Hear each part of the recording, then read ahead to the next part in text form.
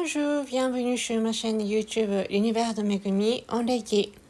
Pour ceux qui découvrent pour la première fois ma chaîne, bien enchantée, je m'appelle Megumi, je suis japonaise, je suis née au Japon. Pour mes abonnés, tous les gens qui me like, qui reviennent régulièrement sur ma chaîne, même si vous n'êtes pas abonné, je vous remercie. Je reçois tous les jours les chiffres par Google, donc je sais qu'il y a des gens qui regardent régulièrement. Je vous remercie, ça me encourage énormément. Alors, qu'est-ce que c'est Reiki? Je continue encore à expliquer un peu pour ceux qui découvrent récemment. Donc, Reiki, c'est une méthode de bien-être et mieux-être qui est née il y a plus de 100 ans au Japon, mais qui a répandu dans le monde entier maintenant. Il y a beaucoup de praticiens du Reiki.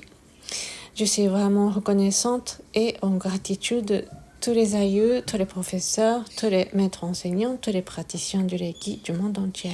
Merci beaucoup. Alors, aujourd'hui, je vais parler des phénomènes, je ne sais pas si c'est fréquent, mais peut-être ça pourra caser dans la série de plutôt mystérieuse et magique. Et en tout cas, j'aime bien toujours exploiter, expérimenter ce que j'ai appris. C'est pas parce que je doute, c'est parce que je reçois des inspirations et je veux voir plus loin aussi. Donc voilà. Et puis moi j'ai eu la chance de rencontrer ma première maître et puis son maître aussi qui ont dû enseigner, je pense, dans cette billet-là, toujours de expérimenter et de chercher et même de toujours avoir des discernements. Donc, plus j'expérimente, je reçois plus des inspirations et puis je découvre des choses. Notamment au départ, déjà rien que de prendre le temps pour moi était quelque chose. Donc voilà, le fait de faire mon auto-traitement tous les jours pour moi, de prendre une heure pour moi, de ne pas faire autre chose pendant une heure, c'était quelque chose.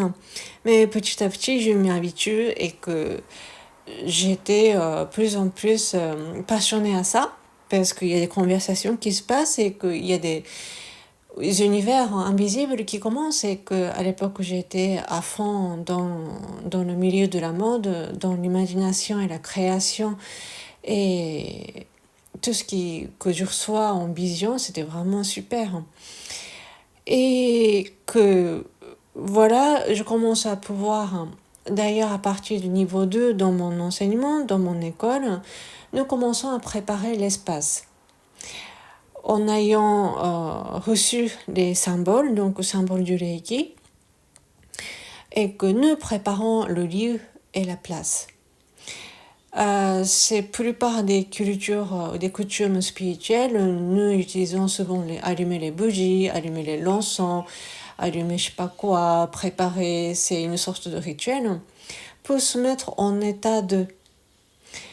Mais comme dans mon travail, je voyageais souvent beaucoup, finalement, je commençais à chercher à me mettre dans cet état de recevoir Reiki, de faire la pratique du Reiki n'importe où et n'importe quand aussi. Qui fait que finalement, je me suis assez facilement libérée de cet attachement à l'objet ou au lieu, à l'endroit, pour se mettre en état, heureusement. Mais au fur et à mesure de ces expérimentations, je commençais à me faire quelques pratiques et des travaux Reiki pendant le déplacement. Donc dans le taxi, dans le train, dans le métro, même dans l'avion. Ah, c'était chouette dans l'avion. J'ai pas mal des anecdotes. J'ai toujours du mal à dire ce mot anecdote dans l'avion. Donc je pense que j'ai déjà pas mal quelques idées à vous partager aussi. Mais là, cette fois-ci, je vais parler une anecdote qui a été déjà publiée dans la revue de Reiki francophone aussi. Mais c'était en 2018, je crois. Et c'est à ce moment-là, j'étais déjà à niveau 3 de Reiki.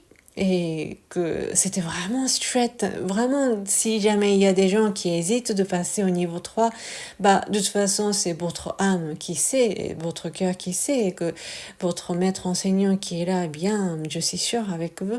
Mais je recommande fortement parce que l'ouverture d'esprit, l'ouverture de conscience, le voyage et le cheminement qui nous emmène pour notre élévation, pour la compréhension par rapport au monde et à la vie, ça n'a rien à voir par rapport au niveau 2. En tout cas, c'était mon cas.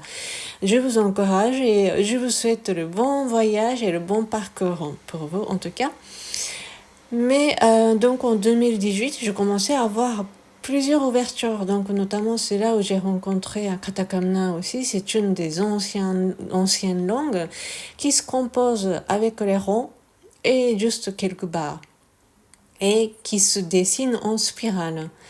Et il y a 80 versets et ce sont des poèmes et des versets et des chants aussi. Et dedans, il y a tous les dieux déités de Shinto. Et des dieux et des déités de Shinto. Oui, c'est vraiment intéressant. Et notamment, une des prochains futurs projets, je vais inviter professeur Yoshino, Madame Yoshino, qui était passionnée aussi de katakana. Et elle n'est pas initiée au Reiki, hein, mais elle a ouvert son école et je vais interviewer. Si jamais ça pourrait vous aider à comprendre l'aperçu du monde, la spiritualité de la part des Japonais, etc. Sûrement, ça va vous apporter beaucoup de choses, j'espère, et que je le souhaite. En tout cas, en 2018, je rencontre Katakamuna, je rencontre le Dervish Turner. Tout est lié aux oreilles, vous vous rendez compte, et puis l'équilibre. Et notamment, dans mon école, dans mon enseignement, à partir du niveau 3, il y a Reiki Undo. C'est une sorte d'exercice physique en Reiki. Ah, c'est super. Hein. Et en tout cas, le fait d'exercer toutes ces techniques-là, je commence à avoir des ouvertures. Et puis, notamment, pendant le déplacement entre la France et en Mongolie, en fait, j'ai vécu un phénomène magique que je ne n'oublie jamais. Je crois qu'à ce moment-là, je commençais déjà à faire ce genre de travaux. Mais en tout cas, vous savez, pour la longue distance, il y a toujours à un moment donné, il y a ce moment de... Ce n'est pas tout à fait silence, mais souvent, après avoir mangé, les gens s'éteignent la lumière et que chacun regarde les films et la plupart des gens s'endorment. Mais le bruit de moteur est tellement fort que je me dis, ok, peut-être je pourrais mettre le son de Kototama. Je pourrais chanter à ma version. Donc, pour que ça se cache bien avec le bruit de moteur, j'ai commencé à travailler. Mon voisin n'était pas réveillé. Donc, je me dis, ok, c'est bon. J'ai testé petit à petit. Et puis, je me suis mise en état de recevoir du Reiki et d'être en Reiki. Alors là, c'était quelque chose, c'était différent. C'était la première fois aussi que j'ai vécu cet état d'être. C'est-à-dire que, en fait,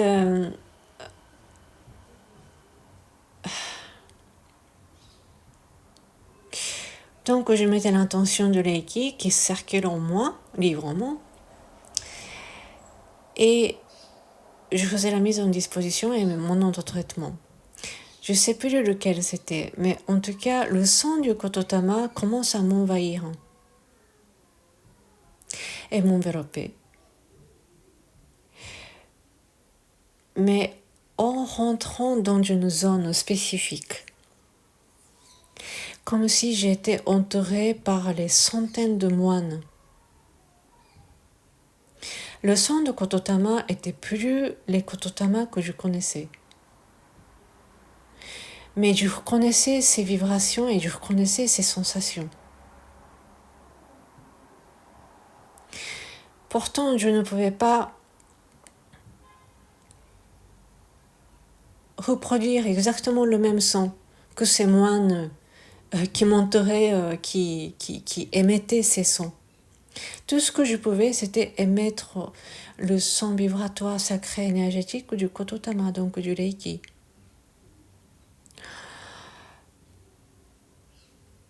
C'était inexplicable cette ambiance et cet état d'être. Je n'étais pas du tout angoissée. J'ai été même sentie élevée, comme si je commençais à vivre dans les dimensions différentes. Pourtant, je suis toujours bien consciente de mon corps physique. C'est pas comme si un voyage astral, je sais pas, j'ai jamais fait, mais mon corps est toujours là. Je sens mon corps. Et c'était plus que diphonique. C'était plus que, je sais pas, il y avait plusieurs couches de son, couches de dimensions, on va dire, que je pense, je n'ai pas pu reproduire à l'époque. Là, c'est récemment, j'ai appris les mantras indiens et toutes les autres Norito et les mantras bouddhiques et Shinto, etc. Et que je reconnais ces vécus. Donc, j'ai une autre façon de parcourir ce cheminement par la vibration, etc. Mais en tout cas, c'était un état magique. Ça a duré. J'avais même plus besoin d'émettre le son moi-même. Tout ce que j'ai émis était déjà là. Comme si depuis plus de 1000 ans, plus de 2000 ans, je ne sais pas, depuis plus de 3000 ans peut-être. Cette notion du temps et de l'année au Japon, dès qu'en comprenant, en apprenant l'histoire de mythologie japonaise, et dès qu'on commence à se côtoyer avec les kami et les dieux et les déités de Shinto, rien que d'un clin d'œil, ça passe 3000 ans. C'est dans cette notion de temps-là qui passe dans la mythologie japonaise. Bon, je tiens vraiment à partager dans cette chaîne toutes les mythologies japonaises dans mes possibilités, en français surtout. Donc voilà, j'ai vécu ça et c'était quelque chose, je ne vous dis jamais, cette sensation. Et depuis, j'adore travailler dans les avions. Et j'ai d'autres anecdotes aussi. Mais après, en fait, j'ai remarqué que je ne sais pas si vous côtoyez avec les astrologies, tout simplement. Maintenant, sur le site internet, nous pouvons consulter gratuitement notre carte du ciel. Et parfois, il y a des cartes du ciel qui se représentent pour le voyage avec les cartes du monde. Selon votre carte du ciel de naissance, il y a des lignes horizontales et verticales qui se croisent sur le plan du monde entier. Et que, comme c'est la Terre, c'est une sphère, une ronde, à un moment donné, juste il y a un point, il y a plusieurs lignes qui passent. Alors, figurez-vous, l'endroit où j'ai vécu cette sensation-là était vers la Russie ou Mongolie. Je pense que c'est un endroit là où j'ai quelque chose. Je pense que chacun est différent, ce point-là, mais là, le plus important, c'est que vous allez vous expérimenter si jamais vous êtes initié. Vous allez regarder sur ce plan-là, et puis si jamais vous avez la chance de traverser là-dessus, au-dessus de ce point où vous pouvez passer même en voiture, je ne sais pas, je vous recommande de faire n'importe quelle sorte de travail avec Reiki. Il se passe des choses. Et c'est pour ça que je commence à découvrir petit à petit des choses.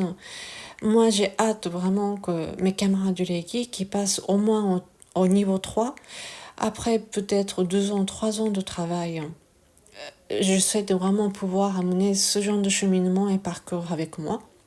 Je veux bien vraiment qu'on expérimente ensemble et échanger et avoir des résultats communs, pas communs, justement pour pouvoir transmettre aux prochaines générations. Ça serait vraiment intéressant. Mais en tout cas, ces vécus-là, je ne sais pas qui étaient ces moines, je ne sais pas de quelle branche de religion. Je ne sais pas s'ils sont japonais, tibétains, népalais, mongolie. Vu qu'au-dessus du ciel de Mongolie, c'était pour participer au parcours spirituel avec les chamans mongols. En tout cas, c'était magique aussi. Il s'est passé plein de choses que je raconte dans mon livre en rouge, justement.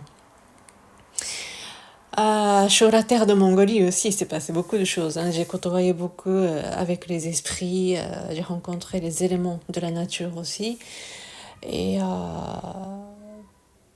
ouais, c'était juste une prologue.